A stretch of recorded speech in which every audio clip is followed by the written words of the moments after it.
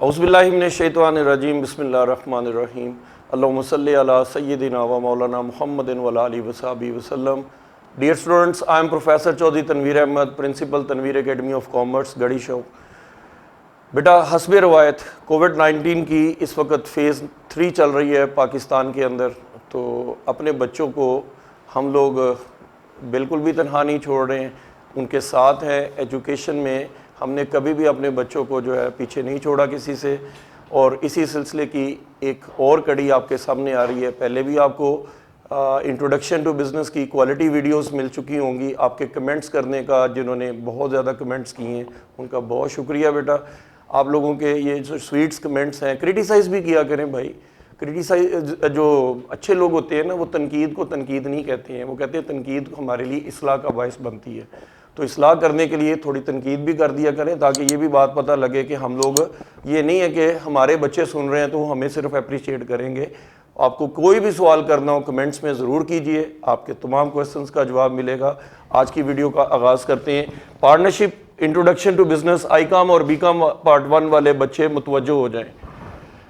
सवाल आता है जी, इंट्रोडक्शन टू बिज़नेस में असूल तिजारत है पार्ट आईकॉम में, और बीकॉम पार्ट 1 में पेपर हमारे पास है 306। What is registration of partnership? Registration of partnership से क्या मुराद है? What is the procedure of registration? Registration का क्या प्रोसीजर है? And what are the advantages of registration and effects of non registration? ये एक मुकम्मल क्वेश्चन है एक सेशन में। प्लीज़ वीडियो को लास्ट तक देखना है, स्किप नहीं करके देखना। ये पेपर का बड़ा इंपॉर्टेंट क्वेश्चन है, तो इसलिए प्लीज़ अच्छी तरह से देखिएगा इसको। सबसे पहले हम एक छोटा सा इसका इंट्रो देते हैं। इंट्रोडक्शन के बगैर कोई भी क्वेश्चन मुकम्मल नहीं होता। तो बेटा, इंट्रोडक्शन सबसे पहले होगा। According to the partnership act 1932, registration of partnership is not compulsory. पहली बात है कि शराकत का कानून मजरी 1932 कहता है कि रजिस्ट्रेशन जो है वो कंपल्सरी नहीं है।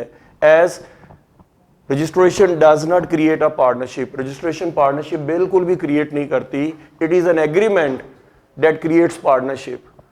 No agreement, no partnership. So registration is just an optional process. Registration जो है ऑप्शनल प्रोसेस है, जैसा कि पार्टनरशिप एक्ट 1932 में भी लिखा हुआ है। Generally a firm seeks registration in order to avoid the certain disabilities that may befall in future, कि कल को आपको किसी किस्म की कोई डिसेबिलिटीज का सामना करना पड़ सकता है, तो उनसे बचने के लिए पार्टनरशिप फर्म को क्या करवाया जाता है? रजिस्टर करवाया जाता है। सो moreover, it is written in the Partnership Act 1932 that a firm should be registered just to avoid the disabilities। देखिए, डिसेबल होने से बचना है तो रजिस्टर्ड करवा लें, और अगर आप डिसेबल होना चाहते हैं या कल कला को कानूनी तौर पर आपको कोई मसला आ जाए तो फिर कानून आपकी हेल्प नहीं करेगा, फिर आप जाने और हालात जाने। तो बेहतर यह है कि रजिस्टर्ड करवा लिया जाए। तो पार्टनरशिप रजिस्ट्रेशन की छोटी सी स्लाइड सी डेफिनेशन दे रहा हूं, आपकी बुक्स में नहीं लिखी हुई है, जरा तवज्जो फरमाइएगा। The registration of partnership means such an arrangement, ऐसी कोई भी arrangement to conduct the business to that fulfils the legal formalities in order to avoid disabilities. बस इतनी सी बात अगर आपने उसको समझा दी तो रजिस्ट्रेशन की एक छोटी सी डेफिनेशन भी उसको समझ में आ जाएगी। उम्मीद करता हूं जी वीडियो का एक हिस्सा आपका व्हाट इज रजिस्ट्रेशन मुकम्मल हो गया, समझ आ गई होगी। फिर रिपीट करता हूं, इसके 4 पॉइंट हैं। पहला, partnership act 1932 says that registration is optional, it is not compulsory. दूसरा, agreement gives birth to the partnership business. तीसरा, firm seeks registration in order to avoid the disabilities. So a firm should be registered just to avoid the disabilities. बस ये 4 point बेटा आपने समझ लिए तो आपको ये इंट्रोडक्शन क्लियर हो गया। 4 पॉइंट समझ लिए तो इंट्रोडक्शन क्लियर हो गया। आते हैं आगे, प्रोसीजर ऑफ रजिस्ट्रेशन। जनाब, आप लोगों ने अगर फर्म को रजिस्टर करवाना है, कल को आप में से कोई दोस्त पार्टनरशिप करना चाहते हैं, तो जनाब आप लोग पार्टनरशिप कर सकते हैं। उसके लिए सबसे पहले आप इसको प्रोसीजर को फॉलो करें। Application for registration, section 58 of the partnership act 1932। Section 58 of the partnership act 1932। Legal reference से बात करेंगे, ज्यादा अच्छे नंबर आएंगे बेटा आपके। Under section 58 of the partnership act 1932, the following necessary informations must be supplied on a specified form, ये आपको रजिस्ट्रेशन का फॉर्म दिया जाता है कि ये फॉर्म फिल करके लेके आए अगर आपने फॉर्म रजिस्टर करवानी है। तो एक स्पेसिफाइड फॉर्म होगा जिसके ऊपर नंबर 1 क्या लिखा होगा, the name of the firm, the name of the firm should be mentioned first, it should not be the name which has been prohibited one और which has already been registered. ये ऐसा नाम नहीं होना चाहिए जो पहले रजिस्टर्ड हो चुका हो या जिसको कानून ने ममानत करार दी हो। उम्मीद है बात समझ में आ गई होगी। दूसरा, place of the business, the place where the business will be located, आप कारोबार कहां पर करना चाहते हैं उस जगह का अता पता लिखेंगे सारा आप। The place of the head office, the place where the head office will perform his activities, वो जगह जहां पर हेड ऑफिस अपनी एक्टिविटीज परफॉर्म करेगा, that should be mentioned in the application form. The name of sub office, अगर business के कोई head office के अलावा भी कोई सब ऑफिसेज हैं, then the place of the sub offices should also be mentioned in the application form. The nature of the business, देखिए कारोबार बुनियादी तौर पर 3 तरह के होते हैं, ट्रेडिंग बिजनेस, तैयार माल लो तैयार माल बेचो, मैन्युफैक्चरिंग बिजनेस, रॉ मटेरियल लेकर फिनिश गुड्स की शक्ल में बेचो, या सर्विसेज का बिजनेस जैसे टीचर, डॉक्टर, लॉयर, बार्बर, ये सारे सर्विसेज देते हैं। So nature of the business should also be mentioned, whether it is trading, manufacturing or services. The name of the partners along with their complete addresses should also be mentioned in the partnership application form. registration application, जो registration के लिए आप apply कर रहे हैं तो उस application form के अंदर partners के complete address होने चाहिए। एड्रेस ऑफ द पार्टनर्स के बाद है जी the duration of partnership, if the duration is fixed, suppose आप कह रहे हैं जी हमने 5 साल के लिए कारोबार करना है, then the duration of the partnership must also be fixed and that should be supplied in the application form. Now the signature, last आपका फॉर्मेलिटी है जो कि एप्लीकेशन फॉर्म में अंडर सेक्शन 58 है कि the signature of all the partners should be on the application form.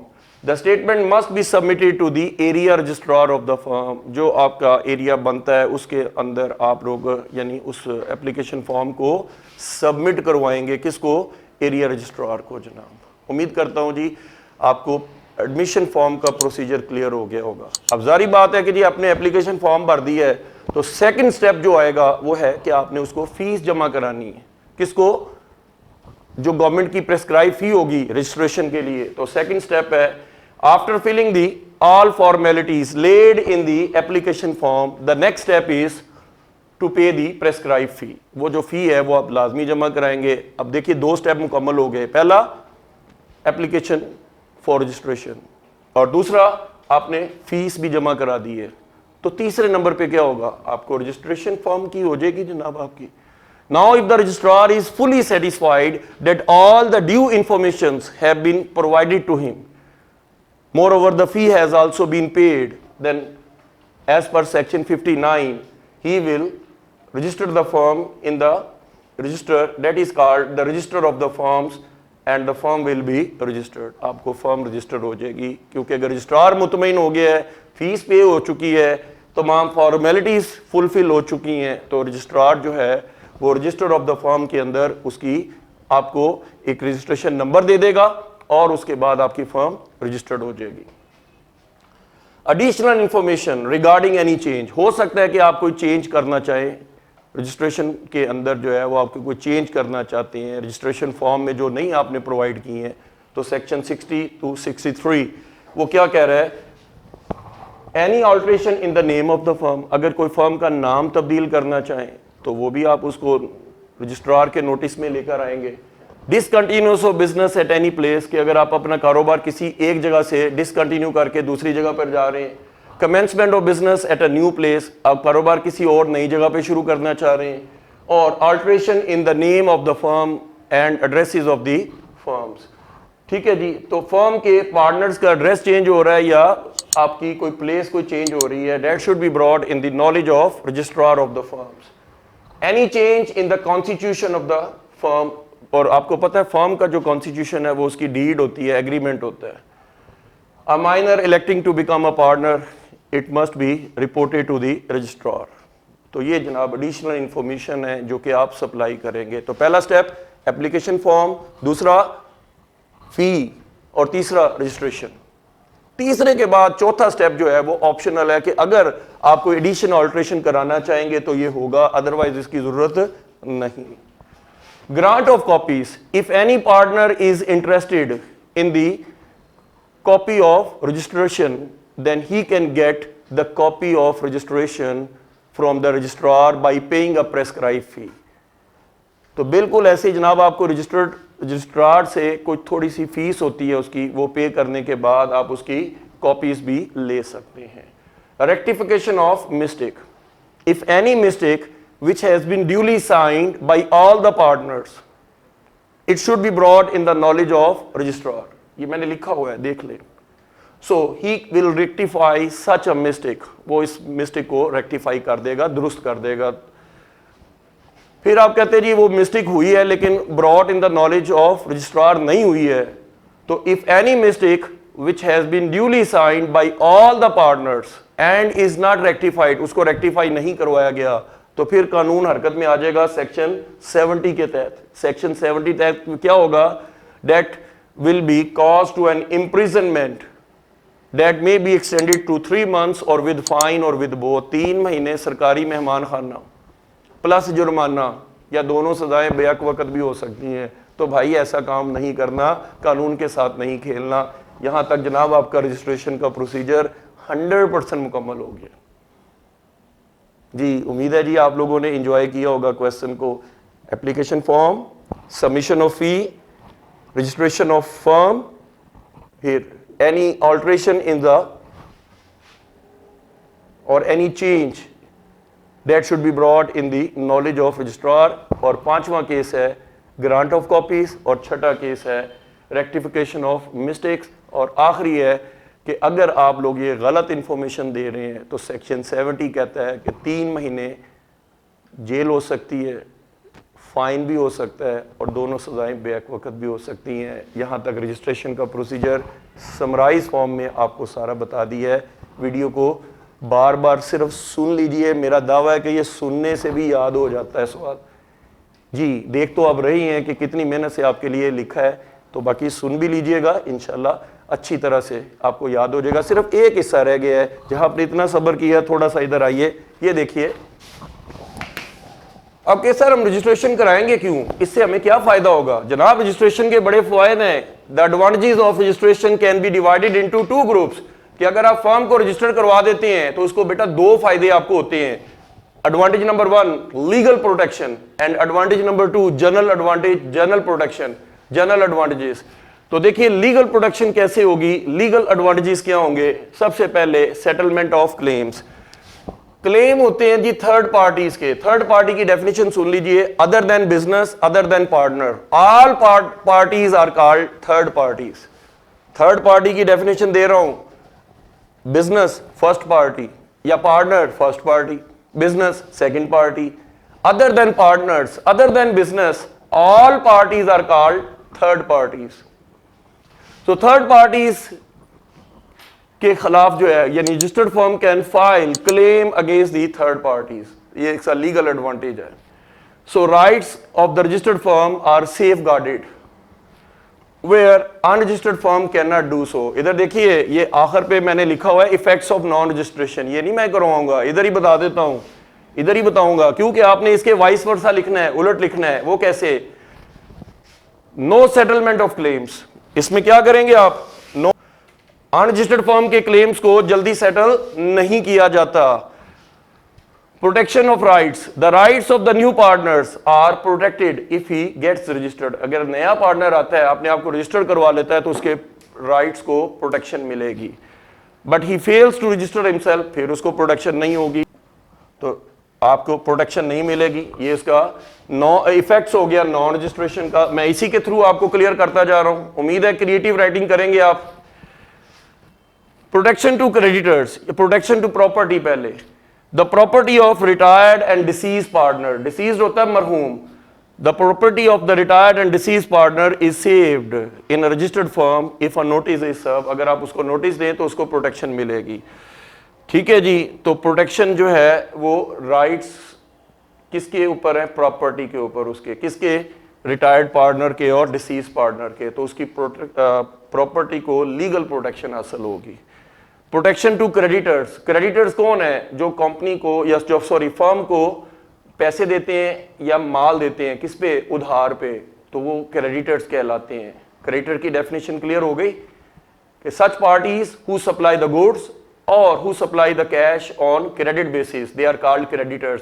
So creditors know that the firm is working within the scope of law, so they have no hesitation in give and take with the firms, thus it provides protection to the creditors। creditors को भी legal protection मिलती है। तो जी ये आपके हो गए legal advantages। अब आते हैं हम general advantages की तरफ। तो जनरल एडवांटेजेस में देखिए गवर्नमेंट फैसिलिटीज प्रोवाइड करती है। Government provide certain rights, privileges and certain advantages to registered firm.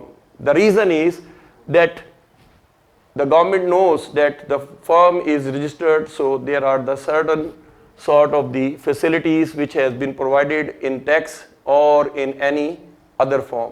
आप देख लीजिए फाइलर और नॉन फाइलर का चक्कर आपने सुना हुआ है कि फाइलर जो है उसके लिए अगर उसका कोई पैसा है तो ज़्यादा लगता है, फाइलर का कम लगता है और नॉन फाइलर को ज़्यादा टैक्स लगता है। तो इसी तरह से अगर एक रजिस्टर्ड फर्म है तो उसको टैक्स की मद में भी काफ़ी मराहत मिल सकती हैं और अनरजिस्टर्ड फर्म को कोई मराहत हासिल नहीं होंगी।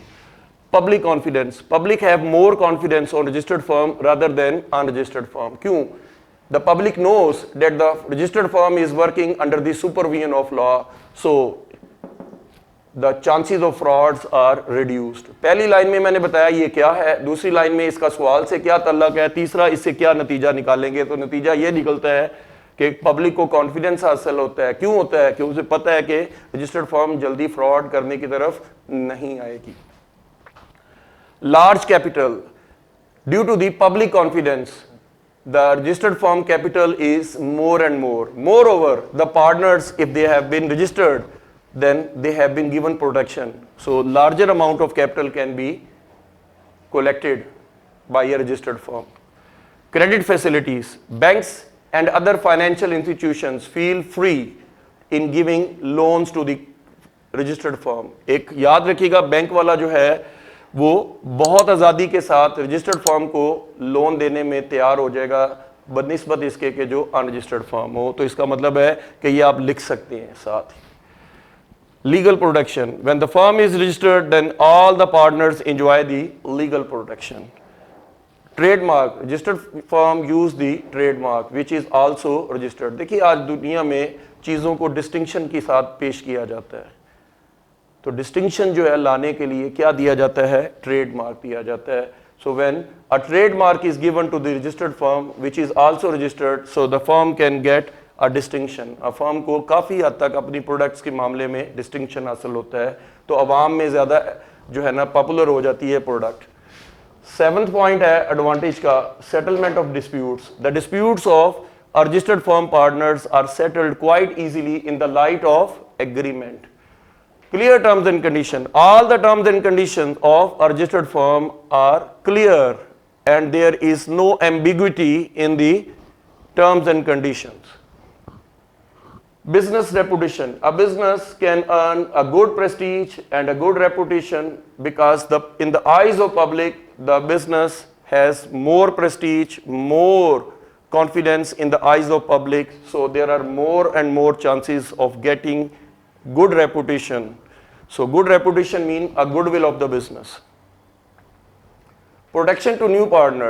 If a new partner get registered himself, अगर वो नया partner registered हो जाता है, then the rights of the new partner are also legally protected. उम्मीद है मेरी बात यहाँ तक समझ आ गई होगी। अगर वो पेपर में पूछता है what are the effects of non registration, तो इधर देखिए, इधर से शुरू कर देना है फिर आपने।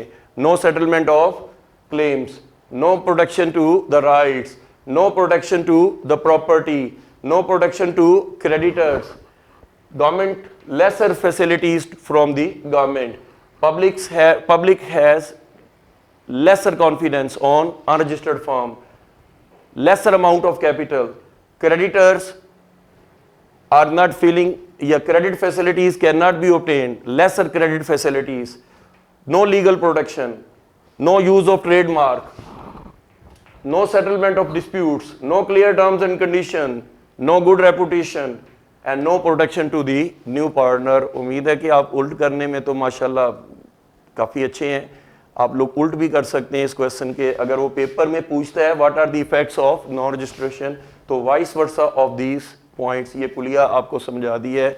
वीडियो को एंड तक देखने का बेटा आपका बहुत बहुत शुक्रिया, और इस उम्मीद के साथ कि जनाब आप तनवीर एकेडमी के चैनल के साथ जुड़े रहेंगे।